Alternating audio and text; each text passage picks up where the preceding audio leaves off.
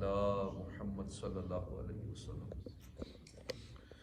15 پارہ سورہ بنی اسرائیل کی آیت نمبر 59، 60، 61۔ اعوذ باللہ من الشیطان الرجیم، بسم اللہ الرحمن الرحیم۔ وما منعنا أن نرسل بالآيات إلا أن كذب بها الأولون وآتينا ثمود الناقة مبصرة فظلموا بها ونرسل بالآيات إلا تخويفا وإذ قلنا لك إن ربك أحاط بالناس وما جعلنا الرؤيا التي أريناك إلا فتنة للناس والشجرة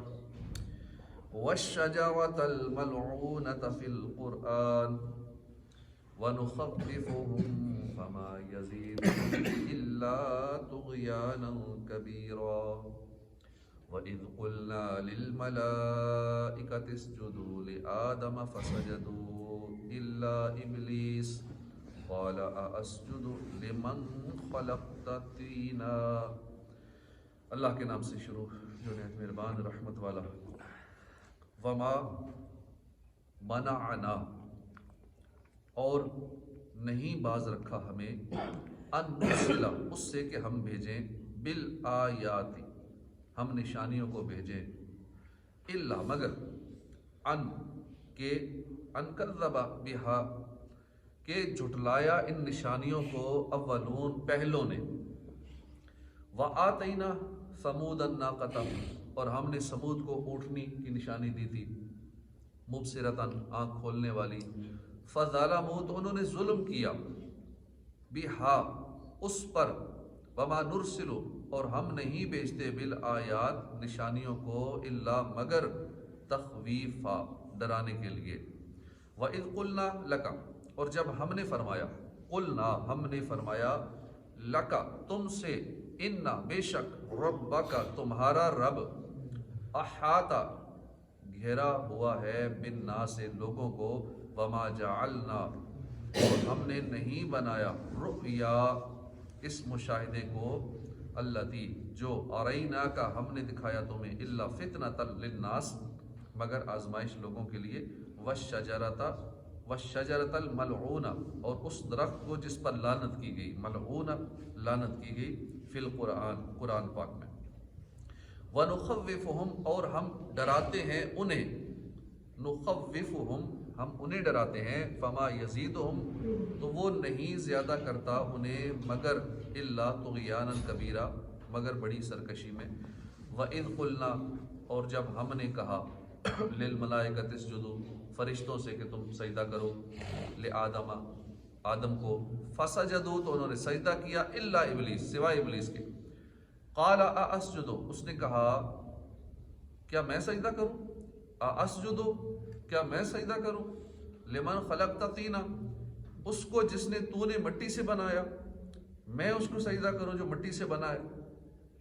ترجمہ کنز العرفان۔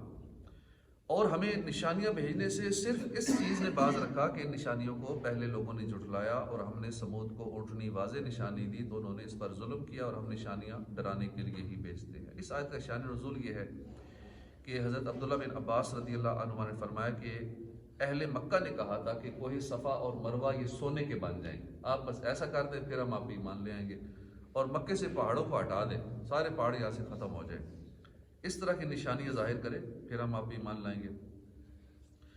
اس پر اللہ نے اپنے رسول صلی اللہ علیہ وسلم کو وحی کی کہ اگر آپ فرمائیں تو آپ کی امت کو مہلت دی جائے، اور اگر آپ فرمائیں تو جو یہ کہہ رہے ہیں وہ پورا کر دیا جائے، لیکن جب یہ پورا کر دیا جائے گا تو اس کے بعد پھر عذاب آتا ہے، پھر یہ نہیں کہ پورا ہو جائے پھر کہ نہیں اب نہیں مانتے، اب کوئی اور نشانی دکھاؤ، پھر اگلا چانس نہیں ملتا، کیونکہ ہمارا اصول یہی ہے۔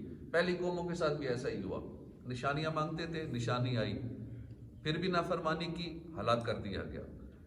اسی طرح اونٹنی، ناقہ جس کا ذکر ہوا، یہ جب بھیجی گئی پھر انہوں نے اسی اونٹنی کو ہی مار دیا جو اللہ پاک نے ان کو یہ نشانی دکھائی۔ تو اسی طرح اللہ پاک نے فرمایا کہ آپ جیسا چاہیں اے محبوب کہ آپ کی امت کو مہلت دے دی جائے، یا جو یہ مانگ رہے ہیں، جو طلب کر رہے ہیں وہ پورا کر دیا جائے، لیکن اگر پھر بھی وہ ایمان نہ لائے تو پھر ان کو نیست و نابود کر دیا جائے گا۔ اس لیے ہماری سنت یہی ہے کہ جب کوئی قوم نشانی طلب کر کے ایمان نہیں لاتی تو ہم اسے ہلاک کر دیتے ہیں، مہلت نہیں دیتے۔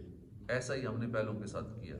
اسی بیان میں یہ آیت نازل ہوئی اور فرمایا گیا کہ ہمیں کفار کی مطلوبہ نشانیاں بھیجنے سے صرف اس چیز نے باز رکھا کہ ان نشانیوں کو پہلوں نے جھٹلایا۔ پہلی امتوں نے بھی ایسے ہی کیا، نشانیاں مانگی، نشانی دی گئی، پھر بھی نہیں مانے۔ نہ ماننے والا نہیں مانتا، جو مرضی کر دیں اس کے ساتھ۔ اس لیے منوانا ہمارا مقصد بھی نہیں ہے، نہ ڈیوٹی ہے۔ ہم کسی کو اچھی بات بتائیں، نیکی کی دعوت دیں، ضروری نہیں کہ سارے مان جائیں، نہیں مانیں گے، اکثر نہیں مانیں گے، تو اس سے ہم ڈسہارڈ نہ ہوں اور پریشان نہ ہوں۔ نہ ماننے والے نہیں مانتے، اب جو مرضی ان کے جو وہ ڈیمانڈ کر رہے ہیں نا، ساری ڈیمانڈیں پوری کر دیں، نہیں مانیں گے۔ جب اللہ پاک ہر ڈیمانڈ پوری کر سکتا ہے، اللہ کی نہیں مانی، پہلی قوموں نے ان کو ہلاک کر دیا گیا۔ تو اس حوالے سے یہ آیت کریمہ ہے کہ ہمیں صرف اس چیز نے باز رکھا کہ ہم ان کو نشانیاں نہیں دے رہے، کہ ہماری سنت یہی ہے کہ ہم نے پہلوں کو بھی ہلاک کر دیا۔ نشانیاں ماننے کے بعد، نشانیاں دیکھنے کے بعد بھی جو ایمان نہیں لاتے پھر ان کو نیست و نابود کر دیا جاتا ہے۔ اس کی واضح مثال قوم سمود کا مطالبہ جو تھا، کہا کہ ہمیں اونٹنی کی نشانی، تو حضرت صالح علیہ السلام کو نشانی کے طور پہ اونٹنی دی، قوم نے ماننے سے انکار کر دیا، بلکہ اسی اونٹنی پر ظلم کرنا شروع کر دیا جو اللہ نے ان کو دی، اسے قتل کر دیا، اور یوں گویا انہوں نے اپنی جانوں پر بھی ظلم کیا، اور نتیجہ کیا نکلا؟ سارے ہلاک ہو گئے۔ اور یاد رکھو کہ ہم نشانیاں جلد آنے والے عذاب سے ڈرانے کے لیے ہی بھیجتے ہیں۔ وَإِذْ قُلْنَا لَكَ إِنَّ رَبَّكَ أَحَاطَ بِالنَّاسِ، اور جب ہم نے تم سے فرمایا بے شک سب لوگ تمہارے رب کے قابو میں ہیں، اور ہم نے آپ کو جو مشاہدہ کرایا اسے لوگوں کے لیے آزمائش بنا دیا، اور اس درخت کو بھی جس پر قرآن میں لعنت کی گئی، اور ہم انہیں ڈراتے ہیں، تو یہ ڈرانا ان کی بڑی سرکشی میں اور اضافہ کر دیتا ہے۔ وَإِذْ قُلْنَا لَكَ، اور جب ہم نے تم سے فرمایا، یعنی فرمایا گیا کہ سب لوگ اللہ کے قبضہ قدرت میں ہیں، تو آپ تبلیغ فرمائیے، کسی سے نہ ڈریے، کسی سے نہ ڈریے، اپنا کام کیجئے، اللہ نے کہا اللہ آپ کے ساتھ ہے، کیونکہ ہر چیز اللہ کے کنٹرول میں، اللہ کے قبضہ قدرت میں ہے۔ یاد رکھیے کہ قرآن و حدیث میں جہاں بھی یہ مذکور ہے کہ اللہ گھیرے ہوئے، اللہ احاطہ کیے ہوئے، اس کا یہ مطلب نہیں کہ جسمانی طور پہ جس طرح ہم کسی کو گھیرتے ہیں یا احاطہ کرتے ہیں، اپنے قبضے میں لیتے ہیں۔ اس سے مراد یہ ہوتا ہے کہ اللہ کے علم اور اللہ کی قدرت سب کو گھیرے ہوئے۔ ایسا نہیں ہے کہ جسمانی طور پر اللہ کی ذات معاذ اللہ جسمانی اعتبار سے گھیرے ہوئے ہے، کیونکہ اللہ جسم سے پاک ہے، گھیرنے سے اور گھیرنے سے پاک ہے، مگر لوگوں کے لیے آزمائش۔ الا فتنۃ للناس، ارشاد فرمایا کہ شب معراج بیداری کی حالت میں جو آیات الہیہ کا آپ کو معائنہ کروایا گیا تو وہ لوگوں کے لیے ایک آزمائش تھا۔ چنانچہ جب حضور نے واقعہ معراج کی خبر دی لوگوں کو کہ یوں جو میں نے رات کے اتنے حصے میں جنت اور دوزخ کی سیر بھی کی اور مسجد اقصیٰ تک، یہ ساری جب باتیں بتائیں، یہ واقعہ بتایا، تو کفار نے تکذیب کی، اور کچھ مسلمان بھی ایسے تھے جو مرتد ہو گئے۔ حضور کی بات میں حیران بھی یہ کیسے ہو سکتا ہے، ایک سیکنڈ کے اندر جنت، دوزخ، 7 آسمان، عرش، کرسی، ادھر سے مسجد اقصیٰ، ایک ملک سے دوسرے ملک کا سفر، اتنے دور کا سفر، یہ ہو ہی نہیں سکتا۔ مسلمان مرتد ہو گئے، اور کافروں نے ویسے انکار کر دیا، بعض مسلمان بھی مرتد ہوئے، اور کفار مذاق کے طور پر انہوں نے نقشہ پوچھنا شروع کر دیا، بیت المقدس کی عمارت کیسی تھی، اس کے پلر کتنے تھے، اس کی فلاں چیز کیسی تھی، یہ باتیں پوچھنا شروع کر دی۔ حضور نے وہ بھی باتیں ساری بتا دی، پھر بھی ماننے والے نہیں مانے۔ حضور نے سارا نقشہ بتا دیا، انہوں نے کہا نہیں، یہ تو جادوگر ہے، انہوں نے تو سارا کچھ بتا دیا، اس لیے یہ جادوگر ہے۔ اس آیت میں معراج جسمانی کا ثبوت ہے۔